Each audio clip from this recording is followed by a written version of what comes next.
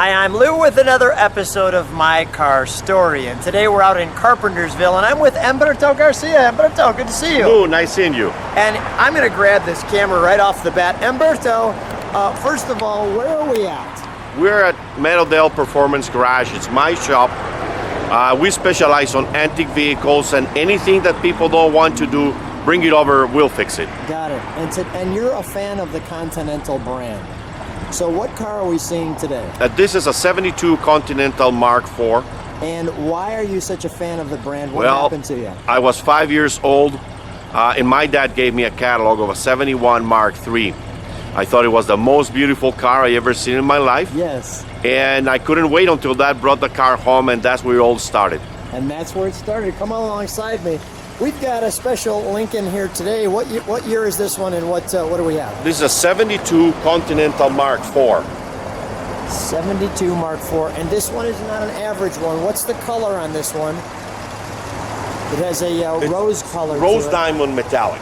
Rose diamond metallic. And boy, that is just such a pretty color. And the great part on the Lincolns is they had a certain flavor to the Rolls Royce with this big squared off grille that I'm showing you. And it was clearly the high end of the Ford lineup. And the Continental had all of the electric parts that just made it so unique. Let me show this car from the side. And you were sharing with me that this car was in a magazine. What was the magazine? That is correct. It was featured in the front cover of the Continental Comments. It's the official magazine for the Lincoln Club. Wow. Okay. Another kind of Rolls Royce Q is these flat caps that look so prestigiously designed.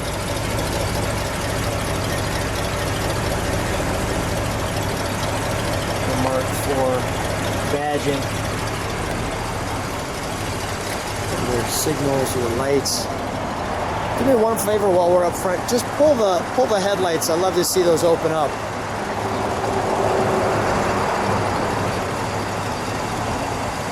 Nice. And the Lincoln, beep the horn too, because the Lincoln had such a prestigious. So well played, that horn. It reminds you that you're moving out of my way, but we're so classy while we're doing it. The emblem on the mirror. Humberto, share with me, let me get a shot of the side of that vinyl top. Tell me what happened with this opera window. 1972 was the first year for the opera window. It was an option, but it became so popular that it became standard in the following models. It looks just great. I always remember that little emblem in there. It looks so classy, so different from anything else you've seen. Lou, and even though this is a national winner, show winner, this is a driver. My wife and I drive our cars everywhere we go. I love the fact that you drive them. Look at the tail lights. The Continental kit feel. With the trunk, even on the plate, Lincoln, great, and the reverse lights. Let's take a look at the interior, shall we? Now this is one massive door. One thing that, as you enter, it says right on there, electric lock. And that was one of the things as they were letting you know as you see this cluster of buttons here, and even the ashtray for the back seat. So when you're back there, you know, you could be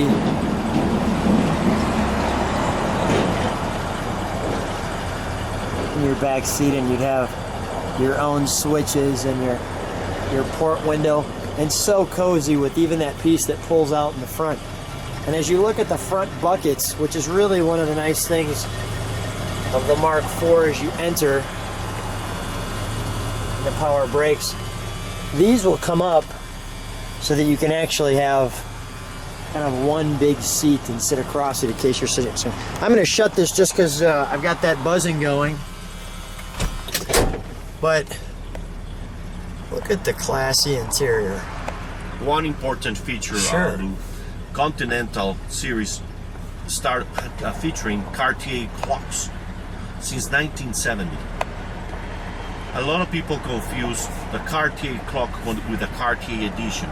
Completely different things. All Continental marks had a Cartier clock. Is that right? And look at the luxurious kind of centerpiece there, showing that.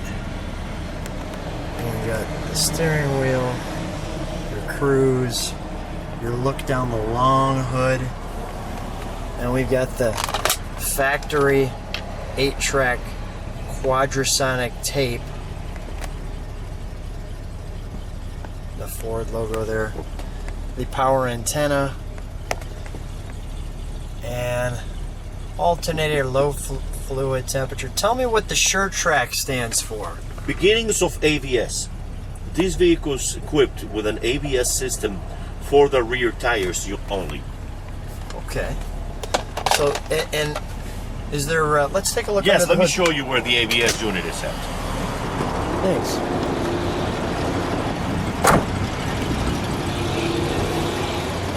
While you're doing that, I'm gonna get the back of your shirt for a second. Nice, okay. That sounds great. That's the ABS booster. So there's the ABS booster. Alright, and one thing with the powered by a Ford 460 4-barrel. This is a 460, and even though by federal regulations the engine was improved, it's a very respectable 194 horsepower. All of the details.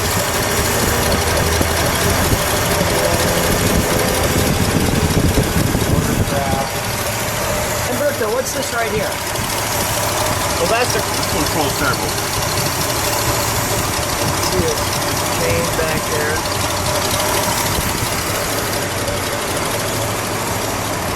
It all looks great. One thing that I really like is this plaque.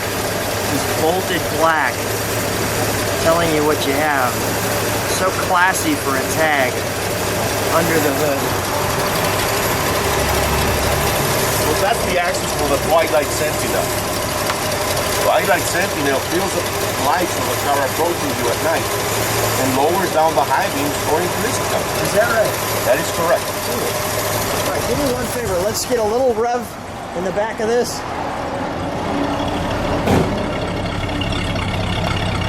We'll end with a little exhaust note.